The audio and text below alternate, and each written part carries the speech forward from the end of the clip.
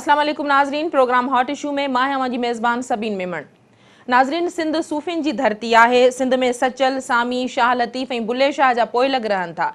इन ॻाल्हि खे साबित करण जे लाइ हाणे असांखे अमली तौर ते कम करण जी ज़रूरत आहे। असांजे तालीमी इदारनि में जंहिं तरह जूं एक्टिविटीज़ थियनि थियूं, जंहिं तरह जा सानिया ऐं हादसा असांखे ॾिसण में अचनि था, त वक़्तु अची वियो आहे त इन सुञाणप खे पंहिंजे मथां बरक़रार रखण जे लाइ, इन खे वापसि मोटाइण जे लाइ असांखे गॾियल जदोजहद करण जी ज़रूरत आहे। इन में असां सभिनी खे सुजाग थियणो पवंदो। नोरीन लगारी जे वाक़े खां पोइ, मिशाल जे वाक़े खां पोइ ऐं सफ़ूरा सानीअ जे वाक़े खां पोइ, जेतोणीकि इहे वाक़िया मुख़्तलिफ़ रुख़ आहिनि, पर जेकॾहिं ॾिठो वञे त इन्हनि जो जेको तरीक़ेकार आहे, शिदत पसंदी, इंतहा पसंदी वारो फ़लसफ़ो साॻियो ई आहे। असांखे इन्हनि हथनि खे इते ई रोकण जी ज़रूरत आहे। इन लाइ ज़रूरी आहे त असां इन ॻाल्हि ते सोच वीचार कयूं त असांजे तालीमी इदारनि में कहिड़ियूं पॉलिसियूं लागू थियण जी ज़रूरत आहे, जंहिंसां असांजा शागिर्द सेहतमंद सरगर्मियुनि तरफ़ ध्यानु ॾियनि, पॉज़िटिव सोचनि ऐं इन्हनि नेगेटिव शयुनि खां उहे परे रही सघनि, उन्हनि जो ब्रेन वॉश न थी सघे। इन खां अलावा असां प्रोग्राम जे ॿिए हिसे में ॻाल्हि ॿोल कंदासीं सिहत जी सूरत हाल जे हवाले सां। कोटड़ी जी सिविल अस्पताल में सिहत जे हवाले सां सूरत हाल इंतिहाई ख़राबु आहे। सालियानो 20 करोड़ खां वधीक जी बजट अचण खां पोइ बि सूरत हाल इहा आहे त उते न मरीज़नि खे दवाऊं मिलनि थियूं, न उन्हनि जो सही इलाजु थिए थो, न उते दाख़िल मरीज़नि खे को खाधो खुराक मिली सघे थी। ऐं इन सां गॾु असां जेकोबाद जी सूरत हाल ते पिणु ॻाल्हि ॿोल कंदासीं। जेकोबाद जे सिहत खाते पोलियो मुहिम दौरान पोलियो में इस्तेमालु थींदड़ वैक्सीन ऐं ॿियो सामान बाथरूम में रखी छॾियो, जंहिंजे करे जेकोबाद जी सुञाण धुरिन इन ते सख़्तु ॻणतीअ जो इज़हार कयो आहे। इन हवाले सां प्रोग्राम हॉट इशू में तव्हांखे पिणु अपडेट कंदासीं ऐं ॻाल्हि कंदासीं प्रोग्राम जे टे हिसे में पुलिस के हवाले से, जो ढाढो सो गाबो जी चवणी पुलिस मथां बिल्कुलु ठहकी बीहे थी, छो त सखर में जो पुलिस सखर जे आबाद एयरपोर्ट थाने की पुलिस हारिन के मथां सख्त तरीन तशद्दुद कयो आहे। हारिन जो चवण है तो पुलिस केतरनि ई ॾींहंनि खां उन्हनि मथां दबाव विझी रही हुई ऐं हू अन्न जूं केतिरियूं बोरियूं खणी विया आहिनि। इन हवाले सां पिणु तव्हांखे अपडेट कंदासीं। प्रोग्राम में असांजो आख़िरी जो मौज़ू हूंदो बारदाने के हवाले सां। सॼी सिंध में आबादगार सख्त परेशान आहिनि। आबादगार रोडनि रस्तनि ते एहतजाज करे रहिया आहिनि। बारदाने के हवाले सां करप्शन जूं केतिरियूं ख़बरूं हली रहियूं आहिनि त मनपसंद माण्हुनि खे बारदानो ॾिनो वञे थो, पर उन बावजूद इन ते को बि अमली तरह तहरुक नथो वरितो वञे। चूंडियल नुमाइंदनि पारां पंहिंजा कन बंदि कया विया आहिनि। आबादगारनि जी दाह ॿुधण वारो कोई बि कोन्हे। असांजे प्रोग्राम हॉट इशू में अॼु इहे इशूज़ शामिल हूंदा। सभ खां पहिरीं असां ॻाल्हि ॿोल कंदासीं तालीमी इदारनि जी सूरत हाल जे हवाले सां, त उन में कहिड़ा उपाउ वठण जी ज़रूरत आहे, कीअं बहितरी आणे सघिजे थी, इन ते बि ॻाल्हि ॿोल कंदासीं।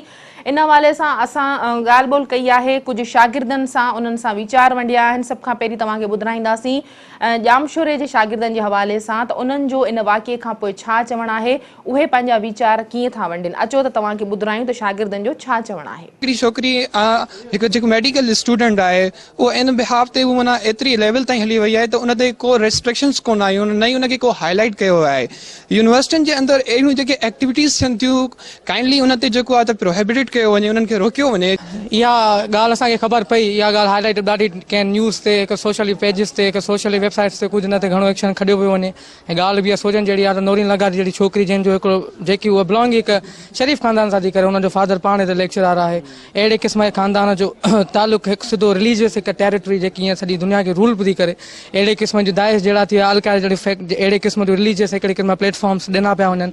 इनखे जेकॾहिं हिकु यूनिवर्सिटी जे हिसाब सां या तइलीमी इदारनि जे हिसाब सां ॾिठो थो वञे त तमामु हिकिड़ी ग़लति कंहिं क़िस्म जी शइ आहे। छा करे हीअ असांजो हिकिड़ो अहिड़े क़िस्म जो ज़हन आहे यूनिवर्सिटी में अचण खां पोइ, जो हू डिफरेंट क़िस्म जा थॉट्स पाण खां गेट थो करे। अगरि इन में जेकॾहिं तव्हां कंहिंखे ब्रेन वॉश करे छॾींदो त हीअ शइ हीअं कंदो, तव्हांखे हीअं थींदो, त हू उनखे जल्दी पाण में माना वठण जी कोशिशि कंदो। अहिड़े क़िस्म जो रिलीजियस हिकिड़े अहिड़े क़िस्म जी शइ आहे जिते तव्हांखे ख़बर आहे त कंहिं बि क़िस्म जो फ़ाइदो कोन हूंदो आहे। रिलीजियस जेकॾहिं हेठि आहे, रिलीजियस क़िस्म जे अहिड़े क़िस्म जी फाइट्स आहिनि या केॾे डिस्कोर्सिस थियनि थियूं, उन्हनि में फ़ाइदो को बि कोन्हे को, इहो ई आहे सिर्फ़ु हिकिड़े क़िस्म जो नुक़सानु आहे। सो बि हिकु यूथ खे जेकॾहिं ॾिनो थो वञे त तव्हांखे ख़बर आहे त यूथ में थोरो जज़्बो घणो हूंदो आहे, उन हिसाब सां एंथ्यूज़िस्ट घणा हूंदा आहिनि, त उन हिसाब सां हू हुनखे थोरो घणो एक्सट्रीमिस्ट ते वठंदा, हिकु लेवल ॿी ते वठंदा। इहो इंतिहाई क़िस्म जो ग़लति क़िस्म जी शइ आहे। नूरीन लगारी वारो जेको हादसो थियो आहे, इहो तमामु वॾी ॻाल्हि आहे। ऐं कंहिं एजुकेशनल इदारे में जे अहिड़ी शइ थियणु, इहा तमामु हिकिड़ी वॾी ॻाल्हि आहे। इन लाइ जेके एजुकेशनल इदारा आहिनि, इन्हनि में अहिड़ियूं कमेटीज़ जोड़ियूं वञनि जिन सां इन्हनि शयुनि खे रोकियो वञे। ऐं हिकु नंढड़ी नौजवान छोकिरी इन लेवल ते अची करे कंहिं एॾी वॾी दहशतगर्द तंज़ीम सां शामिलु थियणु, इहा हिकिड़ी वॾी ॻाल्हि आहे। इन लाइ असांखे गवर्नमेंट खे असांजी अपील आहे त इन शइ खे रोकियो वञे। हुकूमत खे खपे त अहिड़नि मसइलनि ते ॻाल्हाइणु खपे ऐं न ॻाल्हाइण बि न बल्कि इन ते अमल करणु खपे। ईअं कीअं थो थिए त को बि छोकिरी ईअं करे सघे थी? असांजे माहौल में ईअं कीअं थी वियो? उहो बि एजुकेशन सां रिलेटेड। एजुकेशन त हर छोकिरी जो हिकिड़ो बुनियादी हक़ आहे ऐं हुन ते ईअं कीअं थी सघे थो? हिन ते पाबंदी करणु खपे ऐं ॾिसणु खपे त केरु कीअं रहे थो। हर कंहिंखे आइडेंटिटी कार्ड पादल हुजे, केर बि ईअं अची न सघे। ऐं हुकूमत खे हिन ते मां अपील कंदमि त को अमल करणु घुरिजे, कुझु करणु घुरिजे इन कम ते। ये करना चाहिए कि हमें अच्छे टीचर्स देने चाहिए जो हमें अच्छी गाइड दें। जैसे कि ऐसे लोग जो है ब्रेन वॉश के ज़रिए दूसरे ऐसी तंजीमों के उसमें चले जाते हैं, तो उन्हें सबसे पहले तो ऐसे करना चाहिए कि हमारे जो टीचर्स हैं उन्हें हमें सही तरीके से गाइडलाइन देनी चाहिए। एक हमारे जैसे मज़हब हमें कहता है या जिस तरह से हमारा कल्चर हमारा है उसको उसके तहत जो है एक हमारी गाइडलाइन अच्छी होनी चाहिए। नाज़रीन, जाम शोरे जे शागिर्दनि जूं ॻाल्हियूं तव्हां ॿुधियूं। यकीनन हर कोई साञावंद जेके आहिनि इन्हनि वाक़े जी मज़म्मत कंदे नज़र अचनि था। इन सां गॾु असां तव्हांखे सूरत हाल ॿुधाईंदासीं सखर जे शागिर्दनि जे हवाले सां। त सखर जे शागिर्दनि जो इन हवाले सां छा चवणु आहे, अचो त तव्हांखे उन्हनि जूं ॻाल्हियूं बि ॿुधायूं। वेल, अगरि असांजे GMC कॉलेज जी ॻाल्हि आहे त इते को बि अहिड़ो एनवायरमेंट न आहे जो कोई दहशतगर्द तंज़ीम सां मिली कुझु इन टाइप ते करे कमु। बाक़ी इहो जेको माहौल जेको नूर कयो आहे त इहो असांजे कॉलेज में अहिड़ो कोई माहौल न आहे। इहो उनजे कॉलेज खां अलावा ॿियो कोई इन्वायरमेंट थी सघे थो जंहिं इनखे क्रिमिनल साइड वञण ते मजबूर कयो, या कोई इन्वायरमेंट उनजे घर जो या कोई सोशल इन्वायरमेंट, पर उनजे कॉलेज जो प्रोफेशनल करियर या कुझु कॉलेज सां रिलेटेड नथो थी सघे। त असांजे कॉलेज में इन टाइप जो कोई इन्वायरमेंट न आहे जो असांजी पढ़ाई ते या फिर असांखे क्रिमिनल साइड तां फोकस करण लाइ मजबूर करे। असां मेडिकल स्टूडेंट जस्ट स्टडी लाइ फोकस करण लाइ आहियूं। साज़िश थी सघे थी जेकॾहिं अगरि उनखे इन्वॉल्व कयो वियो आहे ज़ोरी, या उहे ॾेखारणु चाहिनि था त भई असां एजुकेशन खे ख़तमु करे तव्हांखे असां क्रिमिनल साइड वठी वञी सघूं था, पर सभिनी स्टूडेंट्स खे मिली करे उनजे ख़िलाफ़ु बैकआउट करणु खपे, इन शइ खां परे रहणु खपे, एजुकेशन साइड वञणु खपे। छो त उन क्रिमिनल्स लाइ हिकु इहो ई सुठो आहे त असां एजुकेशन हासिलु कयूं ऐं इन शइ खां परे रहूं। जी, असां GMC जा शागिर्द आहियूं, पर असांजे कॉलेज में अहिड़ो कोई बि माहौल न आहे। असां कॾहिं न ॾिठो आहे त अहिड़ो को माहौल हुजे। मे बी उहा पंहिंजे तरफ़ खां वई हुजे या उनखे पाण खे कोई अहिड़ो जेको आहे इम्पैक्ट मिलियो हुजे कंहिं तरीक़े सां। बाक़ी असांजे कॉलेज में अहिड़ो को बि न आहे। मे बी इहो एजुकेशन ते बुरो असरु विझण लाइ कंदा हुजनि त मे बी गर्ल्स खे जेको आहे अॻिते न पढ़ाए सघिजे। ख़ासि करे पाकिस्तान या सिंध जी इन्वायरमेंट में जिते नियाणियुनि जी एजुकेशन खे एतिरो प्रमोट न कयो वेंदो आहे, जिते हाणे नियाणियूं ओपन मेरिट में मैक्सिमम क्वांटिटी में अचनि थियूं नंबर में, त उते थी सघे थो इहा ओवरऑल कंस्पायरेसी हुजे त जीअं नियाणियुनि खे इन दहशतगर्दी में इन्वॉल्व करे पेरेंट्स खे हैरास कयो वञे त जीअं उहे पंहिंजी नियाणियुनि खे पढ़ाई ॾे न मोकिलनि। नाज़रीन, शागिर्दनि जूं ॻाल्हि ॿोल तव्हां ॿुधी। हाणे तव्हांखे ॿुधाईंदासीं लाड़काणे में चांडका मेडिकल कॉलेज जे शागिर्दनि जा वीचार, त उन्हनि जो इन वाक़े खां पोइ छा चवणु आहे, उहे कीअं मज़म्मत कंदे नज़र अचनि था। अचो त ॿुधूं त लाड़काणे में चांडका जा जेके शागिर्द आहिनि उहे छा था चवनि। इहा असां लाइ वॾी शॉकिंग न्यूज़ हुई त हिकु सिंधी छोकिरी जेका लम्स यूनिवर्सिटी में पढ़े पई, मेडिकल स्टूडेंट, उन्हनि जो अहिड़ी तंज़ीम सां वास्तो मतिलबु ज़ाहिर थियो। ॾाढी शॉकिंग न्यूज़ हुई असां लाइ। त हिकु त उहा मेडिकल स्टूडेंट हुई, उनजे जेके पेरेंट्स आहिनि उन्हनि खे उन ते नज़र रखणी खपे हा। ऐं ॿी ॻाल्हि त एडमिनिस्ट्रेशन खे बि स्टूडेंट्स खां अलावा जेके आहिनि फॉरेनर्स वग़ैरह उहे अचनि था त उन्हनि ते नज़र रखणी खपे हा। मुंहिंजी नज़र में न सॼे जो ज़िम्मेवार सोशल मीडिया आहे। जीअं त सोशल मीडिया जा एडवांटेजिस बि आहिनि ऐं डिसएडवांटेजिस बि आहिनि। उन्हनि डिसएडवांटेजिस मां हिकिड़ो इहो बि थी सघे थो त असांजी जेके मुआशरे में छोकिरियूं मौजूदु आहिनि उन्हनि खे ग़लति राह ते मोकिलियो थो वञे, उन्हनि खे अहिड़ी ट्रेनिंग थी ॾे वञे, पोइ छोकिरियूं हुजनि या छोकिरा बि इन्हनि में इन्वॉल्व थी चुका आहिनि इन्हनि ॻाल्हियुनि में। ऐं इन जो सॼे जो रीज़न मां सोशल मीडिया खे थी ठहिरायां। असांजी सोसाइटी जो मेन करेक्टर आहे हिकिड़ी ॻाल्हि, असां छोकिरी खे एतिरो बि न कयो वञे जो छोकिरी ग़लति क़दम वठाए। उन छोकिरी ते पेरेंट्स खे ट्रस्ट बि हुअणु घुरिजे, पर अंधो ट्रस्ट बि न हुअणु घुरिजे, जंहिंजी वजह सां त मतिलबु उहो ग़लति क़दम वठाए। ऐं नज़र हमेशह रखबी आहे, मतिलबु उनखे आज़ादी बि ॾियो, बट उन सां गॾु गॾु हिकिड़ी नज़र बि हुजे। अदा हिकु त ॾिसो त हिकिड़ो स्टूडेंट कोई पढ़े थो, उनखे स्टडी खां अलावा मतिलबु हू इदारे जो बि हिकिड़ो मेन किरदारु आहे त उहो ॾिसे पंहिंजे उनजो सॼो करेक्टर कीअं आहे, आहे इंसान जो ॿियो पाण बि हूंदो आहे त इंसान पाण कीअं थो हले स्टडी खां अलावा ॿियनि शयुनि में कीअं इन्वॉल्व थो थिए ऐं इन खां अलावा जेके पेरेंट्स जो मेन रोल पेरेंट्स जो अचो त घणो टाइम माण्हू घर में ई हूंदो आहे ज़ाहिर आहे हॉस्टल में के रहनि था त उते माहौल कीअं आहे या वरी घर में अगरि कोई रहे थो त पेरेंट्स जो मेन किरदारु आहे त पंहिंजे औलाद ते ध्यानु ॾियनि त कहिड़नि कहिड़नि उन्हनि ॻाल्हियुनि में इन्वॉल्व थो थिए उहो पंहिंजे पीउ माउ जो घटि ध्यानु हुजणु जिन ॿारनि ते उहे बि ईअं थी वेंदा आहिनि मसइलनि पीउ माउ खे ॿुधाए न सघंदा आहिनि का ॻाल्हि उनजी वजह सां या पंहिंजा व्यूज़ शेयर न करे सघंदा आहिनि उनजी वजह सां बि थींदो आहे अदा इन ज़िम्मेवार त छोकिरी पाण ई थी सघे थी ज़ाहिर सी ॻाल्हि आहे उहा पाण मेच्योर माइंड हुई उनखे ख़बर बि हूंदी हर शइ जी ज़ाहिर सी ॻाल्हि आहे पढ़े थी पई मतिलबु की मेडिकल यूनिवर्सिटी में त उहा इन एप्रोच जी हूंदी त उहा कुझु बि करे सघे नाज़रीन ही तो हुयो यूथ असांजो जंहिंजी तव्हां ॻाल्हि ॿोल ॿुधी शागिर्दनि जा वीचार तव्हां ॿुधा सिंध जे मुख़्तलिफ़ तालीमी इदारनि में जेके शागिर्द पढ़नि था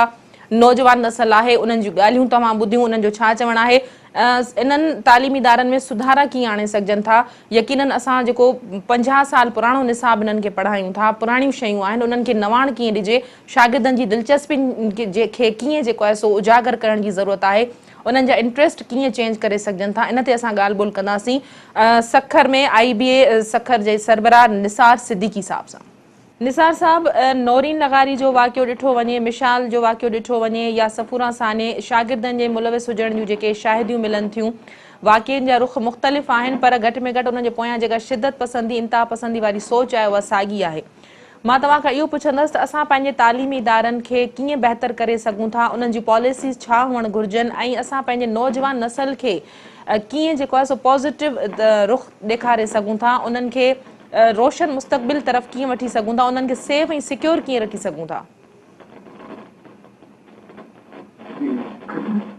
इन में मुंहिंजी गुज़ारिश इहा आहे त असांजो जेको तालीमी निज़ाम आहे एजुकेशन सिस्टम आहे उन में हिकिड़ी तब्दीली आणण जी ज़रूरत आहे जंहिंजो हिसा आहिनि करिकुलम उन में बि जेका इंसानियती ख़िदमत ऐं अमुन ऐं आशिकी जेको इस्लाम जो बि मुख्य उसूल आहे उनखे हाईलाइट करण जी ज़रूरत आहे ऐं उन सां गॾु अख़लाकियात जे तरफ़ उन्हनि खे वठी वञिणो आहे असां वटि तसव्वुफ़ जो तमामु सुठो कंसेप्ट आहे उनखे करिकुलम में हिसो ॾियणो आहे इहो हिकिड़ो आस्पेक्ट आहे ॿियो आस्पेक्ट इहो आहे त प्रैक्टिकली छा थो थिए असां ॾिसूं था त असांजे इलाइक़नि में प्राइमरी खां वठी वेंदे हाई स्कूलनि हायर सेकेंडरी कॉलेजिस ताईं कापी सिस्टम आम आहे कापी छा आहे ॿारनि खे स्टूडेंट्स खे बेईमानी करणु सेखारी थी वञे स्टूडेंट्स खे मुनाफ़िकी करणु सेखारी थी वञे ऐं उहे उस्ताद बि पी कराइनि था वालदेन बि पी कराइनि था त नतीजे में जॾहिं उहे ॿार वॾा थियनि था ऐं पंहिंजे कंहिं जॉब था लॻनि था या कंहिं वॾनि इदारनि में वञनि था त उन्हनि जे ज़हननि में इहा जेका मुनाफ़िक़त आहे या जेका डबल पॉलिसी आहे चीटिंग आहे उहा उन्हनि नंढे हूंदे सिखी त इहो बि हिकिड़ो वॾो जेसिताईं असां प्रैक्टिकली बि उन्हनि खे सुठो करिकुलम न ॾींदासीं इम्तिहान जो सिरिश्तो सही न कंदासीं तेसिताईं अहिड़े क़िस्म जा ॿार पैदा थी सघनि निसार साहब तालीमी निज़ाम के बेहतर करण या कैरिकुलम में तब्दीली आणण निसाब के में जिद्दत नवाण आणण ऐं पॉलिसियूं लागू करण आख़िर इहो सभु कंदो केरु असां वटि इन तरह जी बयान त ॾिना वञनि था ॻाल्हियूं कयूं वञनि थियूं पर अमली तौरु इन में को बि पंहिंजो हिसो विझण जे लाइ तयारु कोन्हे आख़िर इहा शुरूआति किथां थींदी कॾहिं थींदी तव्हां नथा सम्झो त वक़्तु अची वियो आहे बल्कि ईअं खणी चइजे त वक़्तु हाणे गुज़री चुको आहे पर अञा असां शुरूआति ई न करे सघिया आहियूं उन में जेके बि सभई स्टेक होल्डर गवर्नमेंट भी हिकिड़ो स्टेक होल्डर आहे पर वालदेन भी आहिनि उस्ताद भी आहिनि इहे सभई गॾिजी कोशिशि कंदा सिर्फ़ु जेकॾहिं असां गवर्नमेंट जे आसिरे ते वेहंदासीं त बि न थी सघंदो सिर्फ़ु जेकॾहिं असां शागिर्दनि जे हवाले सां वेहंदासीं त बि न थींदो सभिनी स्टेक होल्डर्स खे मिली करे करिणो आहे छो जो जेकॾहिं नुक़सानु थिए थो सभिनी जो थिए थो निसार साहब मां इहो ई तव्हां खां पुछणु चाहियां थी त तव्हां सम्झो था त इन तरह जे एॾनि वॾनि वाक़िअनि खां जे साम्हूं अचण खां पोइ बि छा असांजूं अखियूं पटिजी सघियूं आहिनि या असां जेके ॻाल्हियूं कयूं था जंहिं शइ खां पंहिंजे शागिर्दनि खे बचाइणु चाहियूं था उन्हनि पॉलिसियुनि ते असां संजीदगी सां गौर कॾहिं कंदासीं कॾहिं उहो वक़्तु ईंदो मां सम्झां थो ही वक़्तु आहे बल्कि तमामु ज़रूरी वक़्तु आहे जंहिंमें असां इन्हनि ॻाल्हियुनि ते असांखे सोचणु घुरिजे ऐं कोई अमली क़दम खणणु खपे। निसार साहब, आख़िरी सवाल मां तव्हांखां इहो कंदसि, इन्हनि सॼनि वाक़िअनि जो असांजी यूथ ते कहिड़ो असरु पियो आहे? हे जेके वाक़िआ थिया, नौरीन लगारी वारो वाक़िओ ॾिठो वञे, मिसाल वारो वाक़िओ ॾिठो वञे, असां वटि छा तालीमी इदारनि में इन तरह जी शिदत पसंदी या इंतिहा पसंदी जो अंसर आहे? सही, बिल्कुलु आहे, इन खां डिनाए नथो करे सघे, पर इहो केतिरे हद ताईं आहे, इहो मूंखे ॿुधायो। असांजे तालीमी इदारनि में अञा ताईं कोई एतिरो घणी शिदत वारो कोन्हे, पर आहे त सही न, पॉकेट्स में ये थियनि था, इनखे बि रोकण जी ज़रूरत आहे। वॾी महिरबानी निसार साहब अवांजी। नाज़रीन, IBS सखर जा director Nisar Siddiqui phone line ते असां सां गॾु आहे। उन्हनि जो चवणु हो त असां सभिनी खे इन जे लाइ गॾिजी कमु करण जी ज़रूरत आहे, पॉलिसियूं नयूं ठाहिणु घुरिजनि, इन में सभिनी स्टेक होल्डर्स खे पंहिंजो पंहिंजो हिसो विझणु घुरिजे, छो त इहा ॻाल्हि हाणे न विसारिजे त लाहौर खां सेवण त इहा बाहि हाणे ॿरी चुकी आहे। जेकॾहिं असां हिन वक़्तु बि पंहिंजी निंडनि मां सुजाग न थियासीं त तमामु घणी देरि थी वेंदी। हिते वक़्तु आहे मुख़्तसिर वक़फ़े जो, वठूं था वक़फ़ो।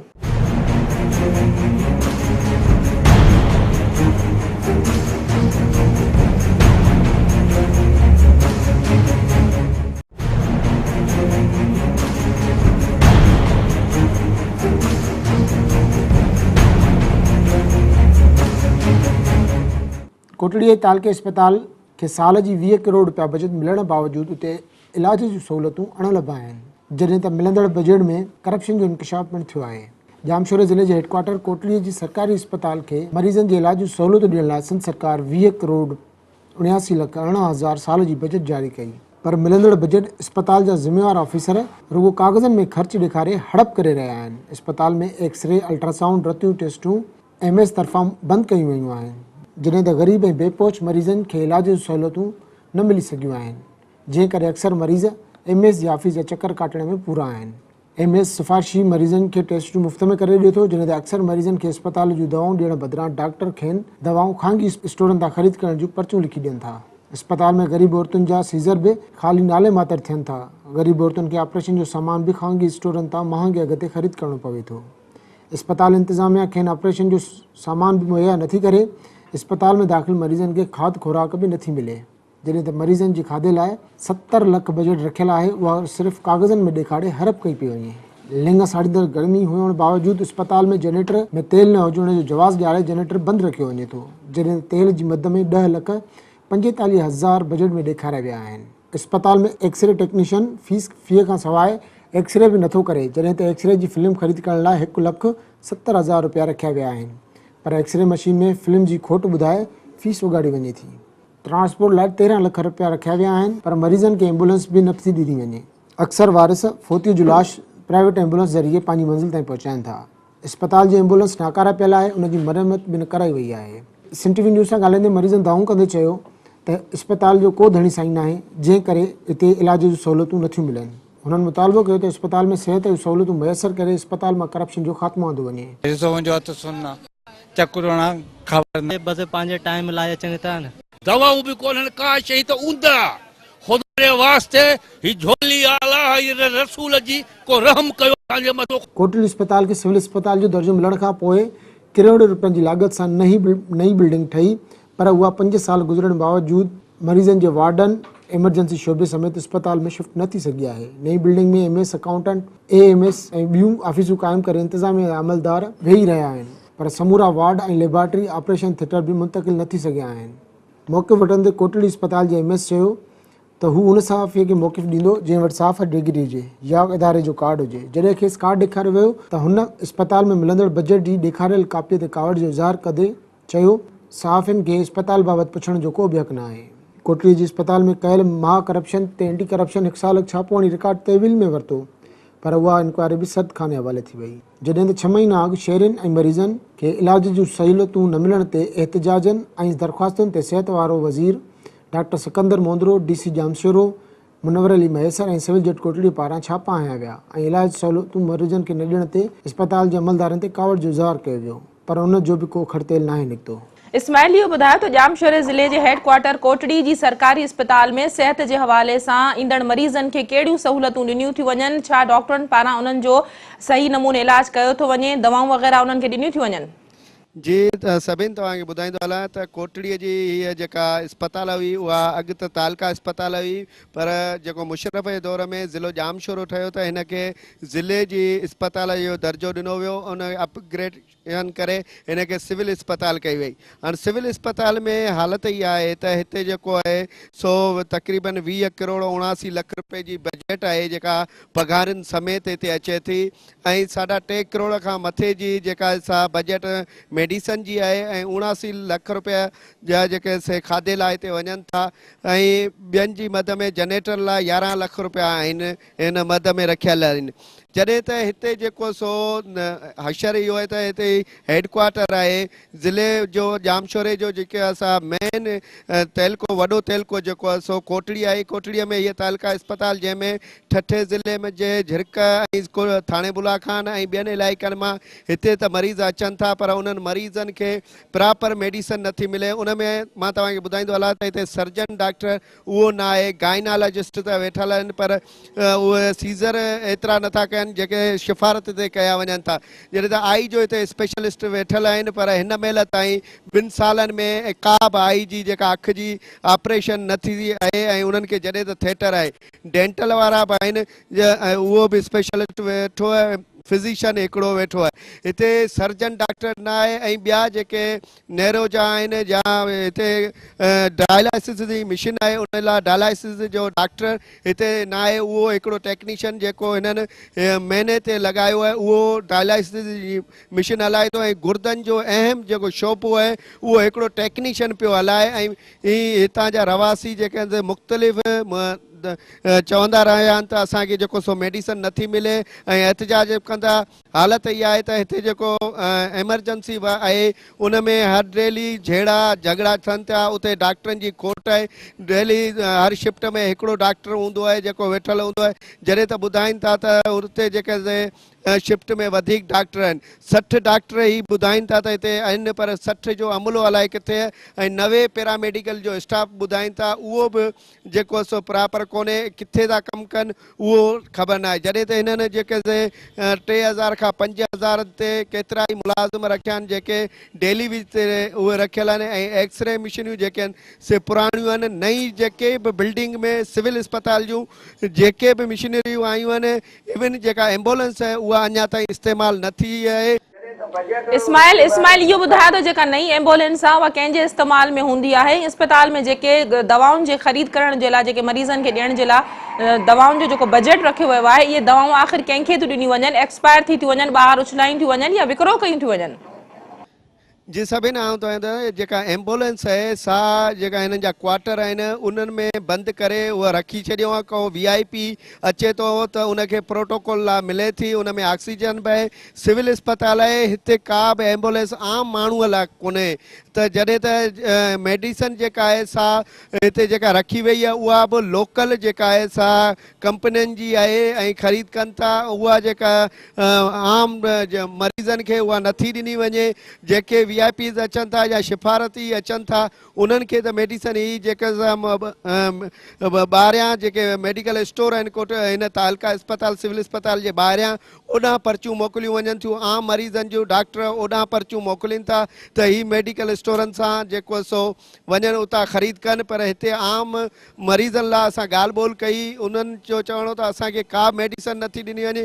हिते जेको सो वॾी OPD आहे, हिते डेली जी बुनियाद ते केतिरा ई मरीज़ अचनि था, ऐं जेको खाधे लाइ हिते रखियो वियो आहे उहे हिते जेके वार्ड आहिनि उहे सिर्फ़ु 2 आहिनि, हिकिड़ो जेंट्स लाइ, हिकिड़ो जेको फीमेल लाइ, उन में ॿार बि गॾु आहिनि। महिरबानी इस्माइल अवां जी। नाज़रीन, कोटड़ी मां सिंध TV न्यूज़ जो रिपोर्टर इस्माइल बारी जो कोटड़ी सिविल इस्पताल जी सूरत हाल जे हवाले सां ॿुधाए रहियो हो त 20 करोड़ सालियानो जारी थियण खां पोइ बि सूरत हाल इहा आहे त उते ईंदड़ मरीज़नि खे कंहिं बि क़िस्म जूं सहूलियतूं नथियूं ॾिनियूं वञनि। आला अख़्तियारनि पारां इन ॻाल्हि जो को बि नोटिस नथो वरितो वञे त अस्पतालनि में दवाऊं अणलब आहिनि, सफ़ाई सुथराई जो इंतज़ाम नाक़िस आहे, जेके मरीज़ अचनि था उन्हनि जे लाइ डॉक्टर उते मौजूदु नथा हुजनि। जॾहिं त जेके डॉक्टर मौजूदु हुजनि था उन्हनि खे वरी मरीज़नि खे अहिड़ियूं दवाऊं लिखी था ॾियनि त जेके अंदरि मौजूदु नथियूं हुजनि, उन्हनि खे प्राइवेट मेडिकल स्टोरनि तां उहे ख़रीद करणी थियूं पवनि। सिफ़ारिशी जेके माण्हू आहिनि उन्हनि खे दवाऊं ॾिनियूं वञनि थियूं, बाक़ी ॿियनि माण्हुनि खे लोकल या हल्कियूं फुल्कियूं दवाऊं ॾेई टारियो वञे थो। सिहत जे हवाले सां सरकार केतिरी संजीदा आहे, कोटड़ी जी सिविल अस्पताल जी सूरत हाल जी ॿुधी करे इन मां अंदाज़ो लॻाए सघिजे थो। साॻी सूरत हाल लॻभॻि असांखे जैकोबाबाद में बि नज़र अचे थी। जैकोबाबाद में सिहत खाते पोलियो मुहिम दौरान पोलियो में इस्तेमालु थींदड़ जेका वैक्सीन आहे ऐं ॿियो सामान उते बाथरूम में रखाए छॾियो आहे, जंहिं ते सुञाण धुरिन पारां इस्पताल इंतज़ामिया जे अहिड़े अमल ते सख़्तु ॻणतीअ जो इज़हार कयो वियो आहे। पोलियो खे ख़तमु करण जे हवाले सां केतिरे वक़्त खां पोलियो मुहिम हली रही आहे, पर हिन वक़्त ताईं मुल्क मां पोलियो जो ख़ात्मो शायदि अहिड़ियुनि गैर संजीदा रवैयनि जे करे न थी सघियो आहे, छो त इन सां लाॻापियल जेको अमलो आहे, स्टाफ आहे या जिन ते ज़िमेदारी आहे थिए थी, उहे अहिड़ो इन तरह जो मुज़ाहिरो कंदे असांखे नज़र अचनि था। इन हवाले सां ॻाल्हि ॿोल करण जे लाइ असां फ़ोन लाइन ते असांखे जॉइन कयो आहे जैकोबाबाद मां सिंध टीवी न्यूज़ जे ब्यूरो चीफ अज़हर गुल सरकी। अज़हर, जैकोबाबाद में सिहत खाते पारां पोलियो जी जेका वैक्सीन आहे ऐं ॿियो सामान बाथरूम में रखियो वियो आहे, इन हवाले सां वधीक कहिड़ा अपडेट आहिनि? छा ज़िला इंतज़ामिया पारां या सुञाण धुरिन पारां इन ते को नोटिस वरितो वियो आहे? जी सभिनि ॾिसो, पोलियो जा जेके ड्राफ्ट हुजनि था उनजा ट्यूब हूंदा आहिनि, ट्यूब में ड्राफ्ट मौजूदु हूंदा आहिनि, उनखे हिते रखण जे लाइ मख़सूस दर्जा हरारत घुर्बल हूंदी आहे ऐं उनखे जॾहिं ॿाहिरि वारे इलाइक़नि में या मुख़्तलिफ़ इलाइक़नि ॾे उन ॿारनि खे पोलियो जा खुराक पीअण जे लाइ खणी वञिबो आहे, त उनजे लाइ मख़सूस हिकिड़ा आइस बॉक्स हूंदा आहिनि जिन में उन्हनि खे रखी करे खणी वञिबो आहे त जीअं उहे महफ़ूज़ रही सघनि ऐं उहो उन्हनि जेको असर ज़ाया न थी वञे या उहे गैर मौसम न थी वञनि। इन हवाले सां सदाईं सिहत खाते जा जेके पोलियो टीमूं हिते मुक़ररु थींदियूं आहिनि उन पारां इहा दाह कई वेंदी आहे त उनखे आइस बॉक्स जी खोट आहे, उनजे करे उहो वाटर कूलर जेके हैंड वाटर कूलर थींदा आहिनि उनमें बर्फ़ विझी करे ऐं उहे माण्हू वैक्सीन खणी था वञनि, उहे पोलियो जा ड्राफ्ट खणी था वञनि, पर उन ॿिए तरफ़ उहे जेके आइस बॉक्स हुजनि था पोलियो ड्राफ्ट जे रखण वारा ऐं तोड़ी जो पोलियो ड्राफ्ट जेके हुजनि था ट्यूब हुजनि था उहे खणी करे जेको बाथरूम हुजे थो उहो बाथरूम में फिटो कया विया आहिनि, अहिड़ी हिकिड़ी गंदगी वारी ऐं गलीज़ जॻह ते रखिया विया आहिनि ऐं अहिड़ी उते अहिड़ी सूरत हाल में ज़ाहिर ॻाल्हि आहे त उनखे ज़ाया करण ई हूंदो इहो अहिड़ो क़िस्म जो अमल इहो वाज़िह पैगाम थो ॾिए त लापरवाही आहे, उहो सभु शयूं ज़ाया कयूं पियूं वञनि ऐं उन्हनि खे शायदि इन शइ जी का परवाह न आहे या उहे पंहिंजी ज़िमेदारी खां उहा पाण खे आजो था सम्झनि त हीअ इंतिहाई ज़िमेदारी वारो कमु हुजे थो ऐं जेका बाबति इहे ई कारण आहिनि जो अॼु ताईं पोलियो फ्री न थी सघियो आहे। मुख़्तलिफ़ वक़्तनि ते किथां न किथां को न को केस ज़ाहिर थींदो रहियो आहे, छो जो अहिड़ी गैर ज़िमेदारी जा सबब ई आहिनि जो उहो पोलियो फ्री नथो थी सघे। जेका बाबति सिहत खाते जूं टीमूं हिन महिल बि जेको पोलियो वारा त्योहार हलनि पिया पोलियो ड्राफ्ट पीअण जे हवाले सां मुख़्तलिफ़ इलाइक़नि में निकतल हुजण वारियूं ॻाल्हि ॿुधाइनि थियूं, जॾहिं इन हवाले सां सिंध टीवी न्यूज़ जी टीम उते पहुती जेके आइस बॉक्स ऐं पोलियो ड्राफ्ट वारा ट्यूब्स ऐं इवन उहो जेके उर्डीअ वारा जेके वैक्सीन आहे उहे समूरियूं दवाऊं उहे सामान समूरो गंदे हिकिड़े बाथरूम में कयल नज़र आयो ऐं उते जीअं फिटी करे छॾियो हुजे उनखे फिटी कयल नज़र आयो। उन खां पोइ डिस्ट्रिक्ट हेल्थ ऑफिसर सां राब्तो कयो वियो ऐं उन जीअं मौक़िफ़ मालूम करे सघिजे त उन सां बि ॿुधायो त हू पोलियो ड्यूटी ते आहे ऐं हेॾां हू पोलियो ड्यूटी ते आहे, पोलियो टीमनि जी सुपरविजन पियो करे ऐं ॿिए तरफ़ पोलियो वारी समूरो सामान ई हिते ज़ाया कयो पियो वञे। जीअं हुनजो चवणो त इहो मूंखे ख़बर न आहे त इहो कीअं थियो आहे, उहा जांच कराईंदो जीअं हिकिड़ा मख़सूस हुननि जा रचियल बयान हूंदा आहिनि त मां जांच कराईंदुसि, अहिड़ो ई बयान ॾेई हुन पाण खे हिकिड़ो दफ़ो आजो करे छॾियो ऐं उनजी ज़िमेदारी इहा हुजे थी त मुख़्तलिफ़ हंधनि ते वञी चेक करे मुख़्तलिफ़ सेंटर्स ते चेक करे पर त कहिड़ी सूरत हाल आहे, पोलियो जे हवाले सां कहिड़ी सूरत हाल आहे ऐं पंहिंजो उड़ी जे हवाले सां कहिड़ी सूरत हाल आहे, मुख़्तलिफ़ जेके डिज़ीज़ आहिनि या ॿिया जेके खोड़ सारी वबाई ऐं सूरत अख़्तियार कंदड़ बीमारियूं आहिनि उनखे जांचण बि उनजी ज़िमेदारी हुजे थो। समूरे ज़िले जो हेल्थ ऑफिसर आहे पर हू शायदि पाण खे ज़िमेदार नथो सम्झे ऐं जो हुनजी हुन में संजीदगी नज़र नथी अचे जो अहिड़े क़िस्म जा अमल थियनि था। अहिड़ी सूरत हाल जॾहिं सिंध टीवी न्यूज़ ते इहा ख़बर ब्रेक थी आहे त जेके सुञाण धुरियूं आहिनि जेके हितां जा शहरवासी आहिनि उन्हनि ॾाढे ग़म ऐं गुस्से वारी लहर छाइजी वई आहे। उनजो इहो चवणु आहे त जेकॾहिं हीअ क़ौम जेकी ख़िदमत कंदड़ पाण खे सघाइनि था पर हीअ क़ौम सां वेसाघाती थी रही आहे जो हेॾियूं सारियूं करोड़े रुपयनि जूं दवाऊं अचनि थियूं, करोड़े रुपयनि जा उहे डिवाइसिस अचनि थियूं, करोड़े रुपयनि जो सामान अचे थो, इलाही सारा इक्विपमेंट जेके हुजनि था उहे अचनि था उनखे ज़ाया कयो पियो वञे, मेडिसिन खे ज़ाया कयो पियो वञे, उहे मुस्तहिक माण्हुनि खे उहे कोन था ॾिना वञनि त जीअं उनखे को फ़ाइदो हासिलु करे सघिजे ऐं हीअ पोलियो खां आजो करे सघिजे। पोलियो हिकिड़ो ख़तरनाक मर्ज़ हुजे थो पर हाणे जीअं जीअं हीअ गर्मी जी मौसम अचे थी असां वटि उल्टी डायरिया इहे बि वबाई सूरत अख़्तियार कंदियूं आहिनि जॾहिं उल्टी वारी वैक्सीन जेके आहिनि उहे बि उते पियल नज़र आहिनि। जेकॾहिं अहिड़ी सूरत हाल आहे त कंहिं बि मर्ज़ सां संजीदा न आहिनि, पंहिंजे पेशे सां पंहिंजी ज़िमेदारी सां संजीदा न आहिनि, मुख़लिस न आहिनि, जंहिंजे करे इहे सूरत महिरबानी अज़हर अहमद जी। नाज़रीन, जैकबाबाद मां सिंध टीवी न्यूज़ जो ब्यूरो चीफ अज़हर सरकी असांखे अपडेट करे रहियो हो। नाज़रीन, जैकबाबाद जे इन पोलियो वैक्सीन जे सामान खे बाथरूम में रखण जे हवाले सां ॻाल्हि ॿोल करण जे लाइ हिन वक़्तु असांखे फ़ोन कॉल ते जॉइन कयो आहे DC जैकबाबाद आगा शाह नवाज़ बाबर साहब। वॾी महिरबानी आगा साहब, तव्हां असांखे प्रोग्राम में टाइम ॾिनो। आगा साहब, ही जेको अखियुनि ॾिठियूं ॻाल्हियूं आहिनि जेके असांजी टीम वञी करे उते ॾिठो आहे जैकबाबाद में, त जैकबाबाद में पोलियो जी मुहिम बि हली रही आहे। पोलियो वैक्सीन ऐं ॿियो जेको सामान आहे जंहिंखे हिकिड़े मख़सूस दर्जे हरारत में रखण जी ज़रूरत हूंदी आहे, उहो उते बाथरूम में रखियो वियो आहे। उन सां गॾु उरड़ी जूं जेके वैक्सीन आहिनि ॿियो सामान उहो उते मौजूदु नज़र आयो। तव्हां इन ते छा चवंदा? अजीब, मुंहिंजी नॉलेज में अहिड़ी का ॻाल्हि कान्हे। बाक़ी जेके एक्सपायर्ड शयूं हुयूं उहे सीधो डिस्कार्ड करण लाइ उन्हनि पंहिंजो फ़ैसिलो कढी हुजनि। बाक़ी हिनजी जेकॾहिं अहिड़े क़िस्म जी का कंहिं कार्रवाई कई आहे, ईअं कयो आहे,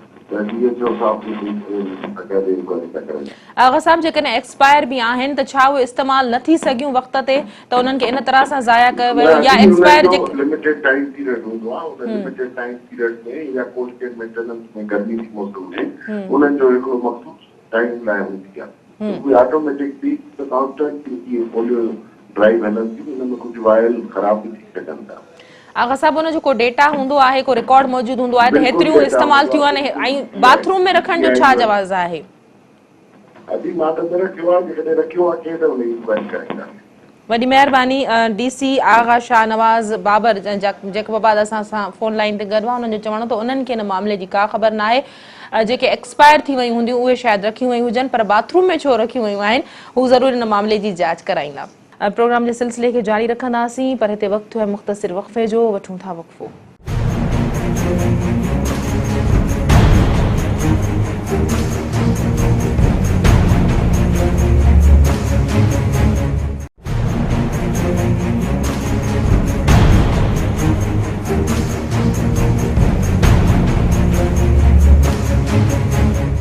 वेलकम बैक नाज़रीन। हाणे प्रोग्राम में ॻाल्हि कंदासीं सखर जे हवाले सां, जिते पुलिस पारां हारियुनि ते तशद्दुद कयो वियो आहे।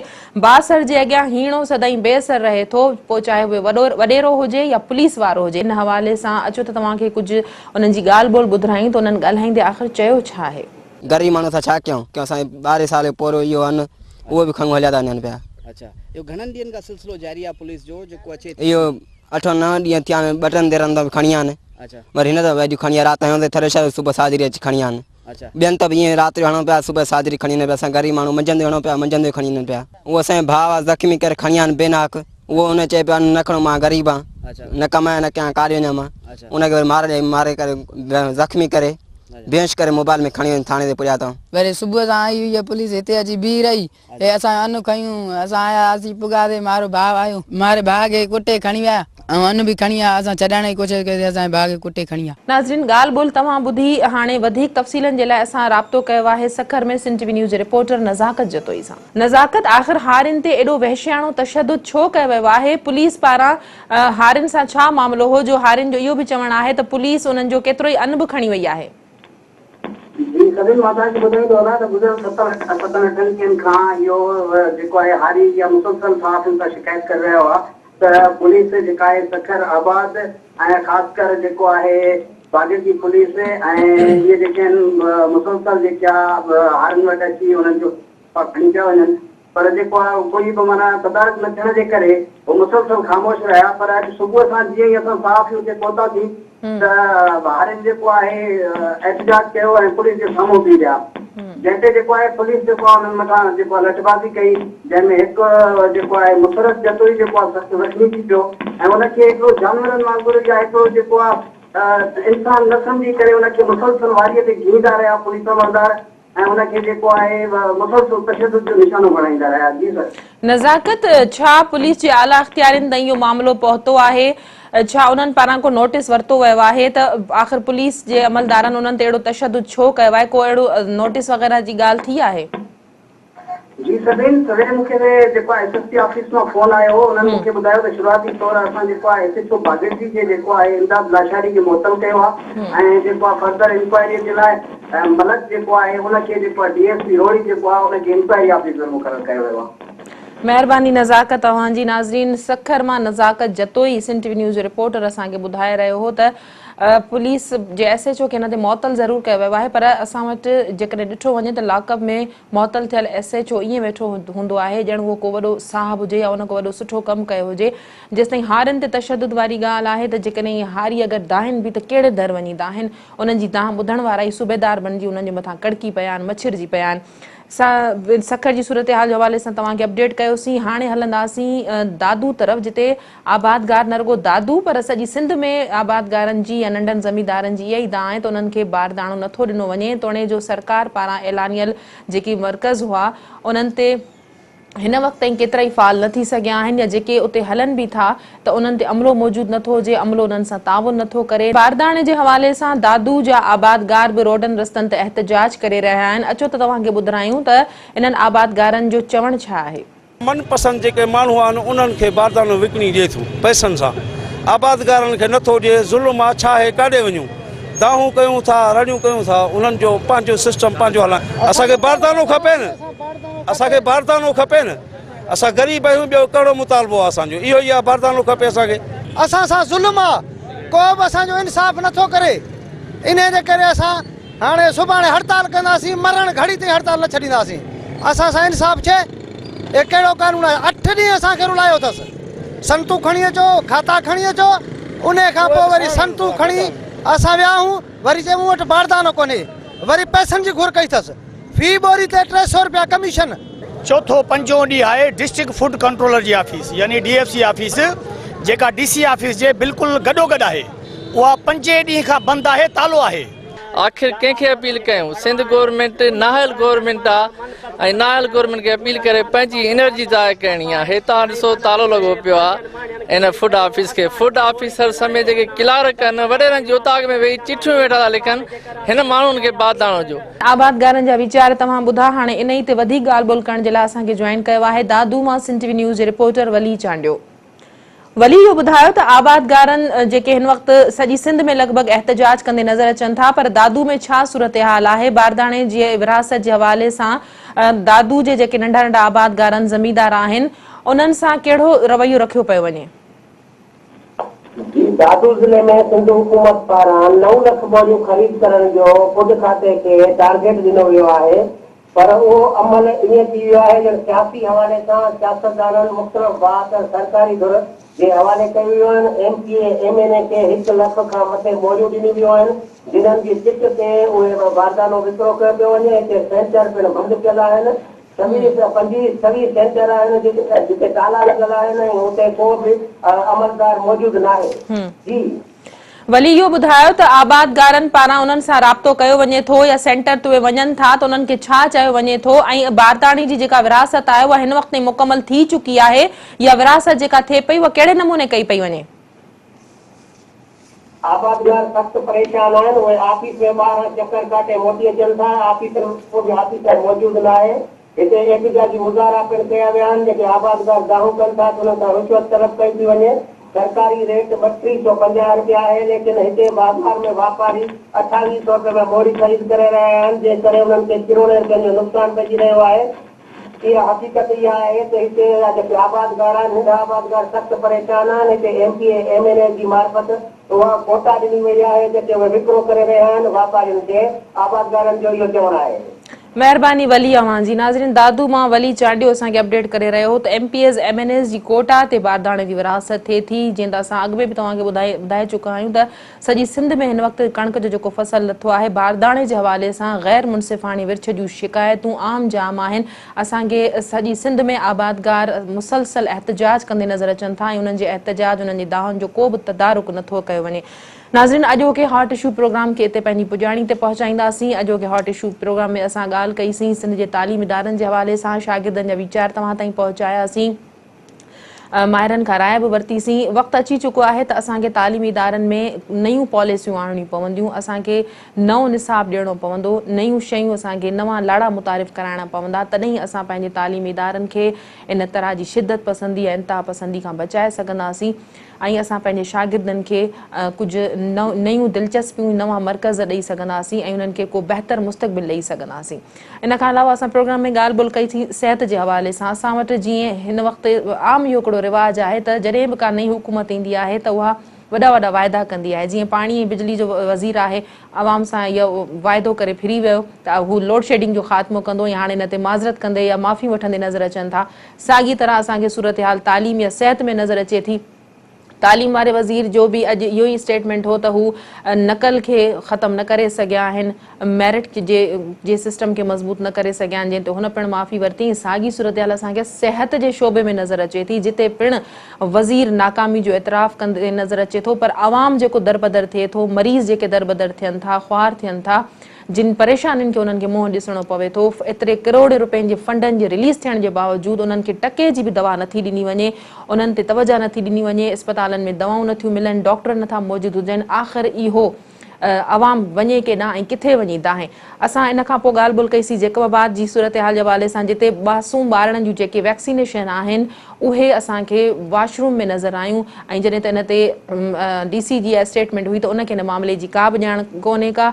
सखर जी सूरत हाल तव्हां ताईं पहुचाईसीं, जिते पुलिस पारां हारियुनि ते तशदुद कयो वियो। लॻभॻि सॼी सिंध में असांखे इन तरह जा नंढा नंढा इशूज़ रोज़ थींदे नज़र अचनि था, जंहिंमें निशानो बणिजे थो असांजो मज़लूम अवाम ऐं उनजी तव्हां ॿुधण वारो कोई बि नथो नज़र अचे। अॼोके प्रोग्राम में इन्हनि हॉट इशूज़ ते ॻाल्हि ॿोल कईसीं। ईंदड़ प्रोग्राम में कोशिशि कंदासीं त कुझु ॿिया हॉट इशूज़ खणी सघूं, पंहिंजे प्रोग्राम में शामिलु करे सघूं, पर हिन वक़्तु ॾींदा इजाज़त। अल्लाह वाहे।